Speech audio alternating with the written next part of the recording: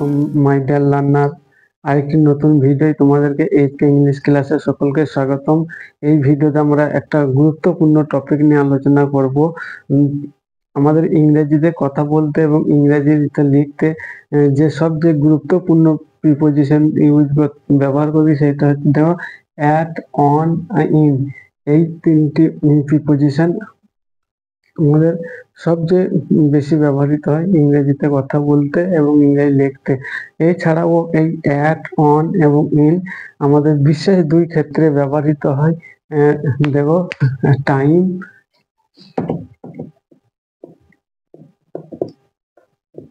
এবং প্লেস। এই at, on and in এই প্লেস এবং টাইম এই দুই বিশেষ ক্ষেত্রেই ব্যবহৃত হয়, কিন্তু আমরা কখন অ্যাট, কখন ইন এবং কখন অন ব্যবহার করব এই নিয়ে আমাদের অনেক কনফিউশনে পড়ে যায়, এবং কোন জায়গার ক্ষেত্রে আমরা অ্যাট এবং কোন জায়গার ক্ষেত্রে অন এবং ইন ব্যবহার করব এই নিয়েও আমরা অনেক কনফিউশনে পড়ি। আশা করি এই ভিডিওটা দেখার পর এই তিনটে প্রিপোজিশন নিয়ে তোমাদের আর কোনো কনফিউশন থাকবে না। আসো আমরা প্রথমেই টাইমের ক্ষেত্রে দেখব অ্যাট, অন এবং ইন এর ব্যবহার। দেখতে পাচ্ছ টাইমের অ্যাট নির্দিষ্ট সময় বোঝাতে অ্যাট বসে আমরা একটা ত্রিভুজ অর্থাৎ পিরামিড আঁকছি, তাহলে তোমরা বিষয়টা বুঝতে পারবে। দেখো ত্রিভুজ, এই একটা ত্রিভুজ আঁকলাম। এই ত্রিভুজের যে ছোট টাইম, ছোট প্লেস হচ্ছে এটা অ্যাট, আর তারপরে যেটা হচ্ছে এই প্লেসটা হচ্ছে অন, আর এই যে বড় সময়টা হচ্ছে এটা হচ্ছে ইন। দেখো প্রথমে দেখো তোমার নির্দিষ্ট সময় বোঝাতে আমরা অ্যাট ব্যবহার করি। যেমন এখানে তোমরা দেখতেই পাচ্ছ অ্যাট 9 AM। এই 9 AM এর জায়গায় তোমরা 10 AM, 6 PM যে কোনো সময় বলতে, কোনো সময় বোঝাতে স্পেসিফিক একটা সময় বোঝাতে আমরা অ্যাট ব্যবহার করব। যদি বলি আমি 10টায় স্কুল যাই, I go to school at 10 AM। এরকম ক্ষেত্রে আর আমরা না রাত কোনো সময় রাতের ক্ষেত্রে বেলায় রাত, যেমন অ্যাট নাইট, নাইটের ক্ষেত্রে মানে রাত্রের বেলায় আমরা অ্যাট নাইট বলতে পারি। যদি বলি সে রাতের বেলায় আমার কাছে আসে, হি কেমস মি অ্যাট নাইট। এরকম ক্ষেত্রে বা রাতের বেলায় কুকুরটা ঘেউ ঘেউ করে, the dog barking at night. আমরা দুপুর এই সময়ের ক্ষেত্রে আমরা অ্যাট ব্যবহার করতে পারি। আর এখানে তোমরা এই পিরামিডে দেখতে পারলে যে সব সময় সব থেকে ছোট সময়, ছোট ক্ষেত্রে আমরা অ্যাট ব্যবহার করি। বুঝতে পারছো এইটা ছোট এবং অনটা তার থেকে একটু বড় এবং ইনটা আর সব থেকে বড়। এবার নুন মানে দুপুর বেলায়, যেমন আমি দুপুর বেলায় ভাত খাই, I eat rice at noon. তাহলে তোমরা আশা করি অ্যাটের বিষয়টা বুঝতে পারলে টাইমের ক্ষেত্রে। এবার এসো আমরা দেখি অনের ব্যবহারটা। অন কোন ক্ষেত্রে ব্যবহার হয়? বার, দিন, তারিখ ইত্যাদির পূর্বে আমরা অন ব্যবহার করি।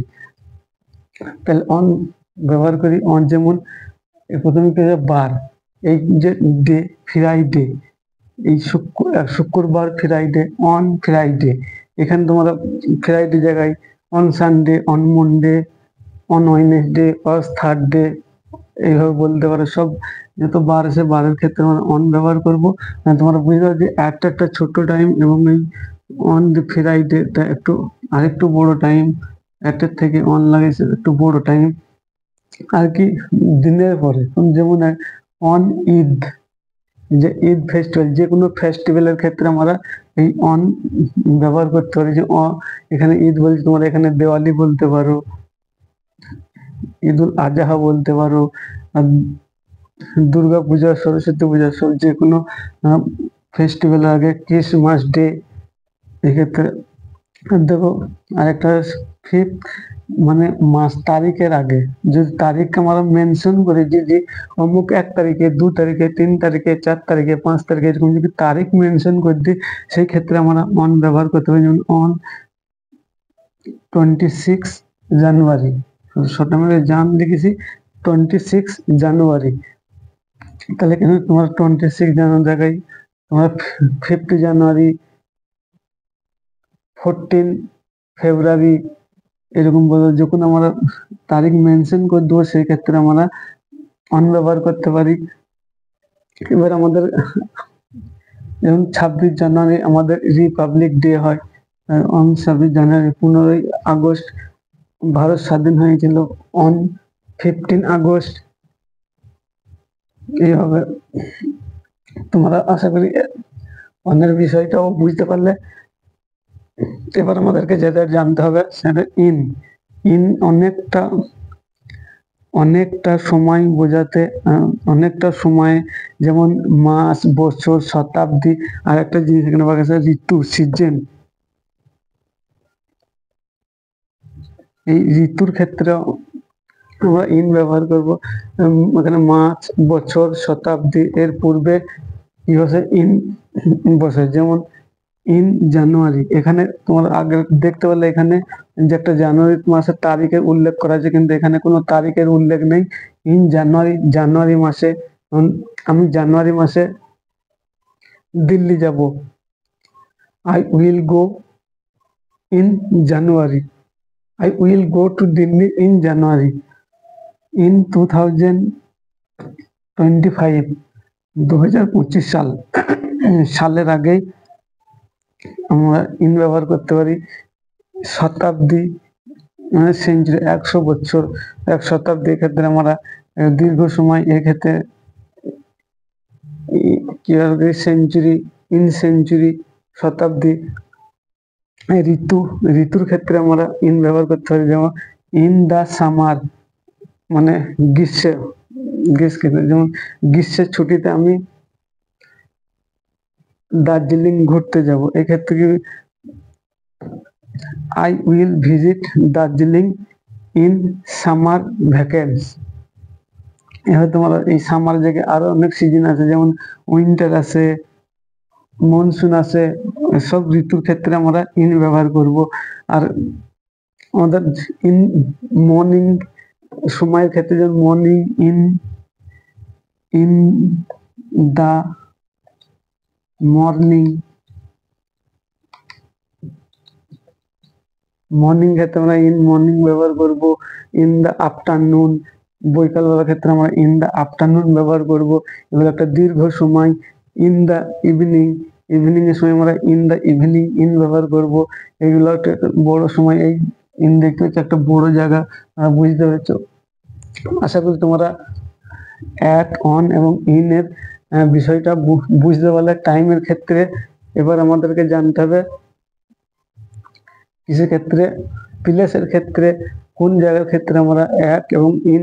এবার আমরা প্লেস বা জায়গার ক্ষেত্রে অ্যাট, ইন এবং অন এই 3টে প্রিপোজিশনের ব্যবহার দেখব। তুমি দেখতে পাচ্ছ ছোট স্থান বা ছোট স্থান, শহর, জায়গার পূর্বে অ্যাট বসে। যেমন দেখো at Babupara, at office, at Ratanpur. এই 3টি জায়গায় তুমি দেখতে পাচ্ছ অ্যাট বাবুপাড়া। পাড়া একটা ছোট জায়গা, সেই ক্ষেত্রে যেমন ছোট, এখানে ছোট এইরকম একটা জায়গার ক্ষেত্রে আমরা অ্যাট বসি, অ্যাট বাবুপাড়া। তারপর একটা তোমার দেখো অ্যাট অফিস, অফিস একটা ছোট জায়গা, এই ক্ষেত্রে আমরা অ্যাট অফিস। অ্যাট বাবুপাড়া যদি বলে আমি বাবুপাড়ায় বাস করি, আই লিভ অ্যাট বাবুপাড়া। কেউ যদি বলে আমি অফিসে আছি, আমি বলছি অফিসে আছি, আই অ্যাম অ্যাট অফিস, আমি অফিসে আছি। অ্যাট রতনপুর, এই রতনপুর একটা ছোট গ্রাম শহরের নাম। অ্যাট রতনপুর, সে রতনপুরে বাস করে। He lives at Ratanpur. আসলে তোমরা অ্যাটের ব্যবহারটা বুঝতে পারলে কোন কোন ক্ষেত্রে ব্যবহৃত হয়। ছোট জায়গার ক্ষেত্রে এটার ব্যবহার। এবার আমরা দেখব ইন এর ব্যবহার। ইন বড় স্থানের পূর্বে ইন বসে, যেমন এখানে তোমরা দেখতে পাচ্ছ ইন কলকাতা, কলকাতা একটা শহর। ইন হাওড়া, হাওড়া একটা শহর বা একটা জেলা, একটা বড় জায়গা, এই ক্ষেত্রে আমরা ইন ব্যবহার করেছি। In office, in garden. তুমি এখানে হয়তো বলতে পারো আর অ্যাটের ক্ষেত্রে তোমরা অ্যাট অফিস, এখানে ইন অফিস। এই ইন বড় জায়গার ক্ষেত্রে ব্যবহার হয়, যেমন আমি কলকাতায় বাস করি, আই লিভ ইন কলকাতা। তুমি হাওড়ায় বাস করো, ইউ লিভ ইন হাওড়া। এই ইন ভিতরে, কোনো কিছুর ভিতরে বোঝাতেও বা মধ্যে বোঝাতেও ইন ব্যবহার হয়। এ আমাকে ফোন করছে, হয়তো বলছে তুমি কোথায় আছো, আমি তখন তাকে উত্তরে বলছি আই অ্যাম ইন অফিস, মানে আমি অফিসের ভিতরে আছি, এরকম বোঝাতে। বা আই অ্যাম ইন অফিস, তাহলে এক্ষেত্রে আমরা ইন ব্যবহার করলাম ভিতরে বোঝাতে। ইন গার্ডেন, কে হয়তো গার্ডেনে কাজ করছি, সে তার গার্ডেনের বাইরে কাজ, গার্ডেনের ভিতরে কাজ করবে, এইরকম ক্ষেত্রে সে বলবে আমি গার্ডেনের ভিতরে কাজ করছি। I am working in the garden, এই ক্ষেত্রে আমরা ইনের ব্যবহার করব গার্ডেনের ক্ষেত্রে। তাহলে আমরা অ্যাট এবং ইনের ব্যবহারটা বুঝতে পারলাম। এবার আমরা দেখব যে অনের ব্যবহারটা জায়গার ক্ষেত্রে। আর অনটা এখানে জায়গার ক্ষেত্রে না, অনটা কোনো কিছুর উপরে স্পর্শ করে আছে বোঝাতে আমার অন বসে। কোনো কিছুর উপরে কোনো কিছু স্পর্শ করে আছে এইরকম ক্ষেত্রে, যেমন এই মার্কার পেনটা আমার হাতের উপরে আছে এবং হাতের পাম্পের সঙ্গে স্পর্শ করে আছে, এইরকম ক্ষেত্রে অন ব্যবহার হয়। The marker is on my hand, এইরকম ক্ষেত্রে আমরা অন ব্যবহার করি। যেমন দেখো এক্সাম্পল দেখো, keep the mobile on the table, মোবাইলটা টেবিলের উপরে রাখো।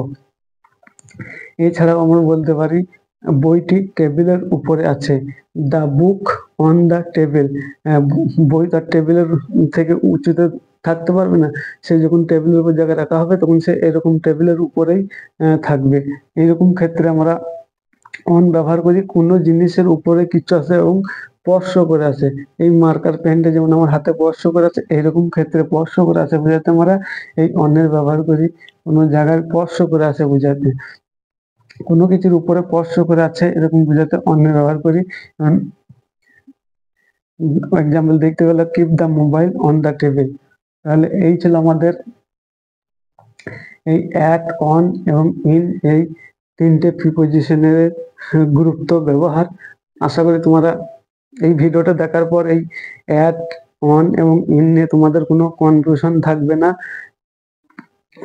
আর এই ভিডিওটা যদি তোমাদেরকে ভালো লাগে তাহলে একটা লাইক করে জানাবে, আর তোমার বন্ধু রিলেটিভদের মধ্যে শেয়ার করতে ভুলো না যারা ইংরেজি শিখছে। আর এই ভিডিও রিলেটেড যদি তোমাদের কোনো প্রশ্ন থাকে তাহলে কমেন্ট বক্সে কমেন্ট করবে, আমি তোমাদেরকে উত্তর করার চেষ্টা করব। আর আমাদের পরবর্তী ভিডিওগুলো পেতে বা চ্যানেলে যারা নতুন এসছো চ্যানেলটা সাবস্ক্রাইব করে পাশে থাকা বেল আইকনে প্রেস করে দিও, তাহলে এরপর যখন আমি ভিডিও আপলোড করব সর্বপ্রথম নোটিফিকেশন তোমাদের কাছেই পৌঁছে যাবে। This is all about today, I will be back another video. Till then take care, keep learning and keep practicing. Thank you for watching this video. Bye bye.